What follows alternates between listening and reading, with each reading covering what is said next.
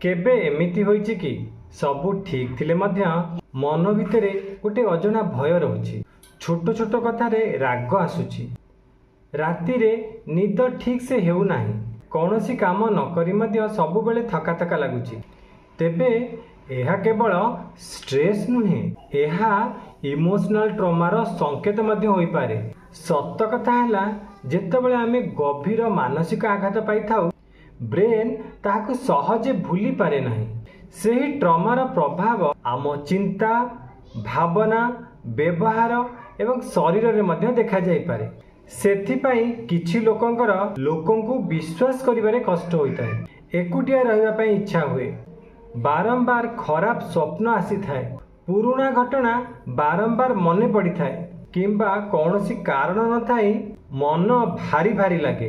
किंतु गोटिए कथा सबु बेले मने रखंतु, ट्रॉमा आपण का परिचय नुहे। हीलिंग संभव। सठिक सपोर्ट, सेल्फ अवेयरनेस, मेडिटेशन, प्राणायाम एवं आवश्यक तले प्रोफेशनल हेल्प जीवन को पुणी थरे बदले दे पारे। तेबे ब्रेन रे लुचिथिबा रहस्य और ह्यूमन साइकोलॉजी रो साइंस को सरल एवं सहज भाषा रे जानिबा पई फॉलो करंतु विथ स्मारक को।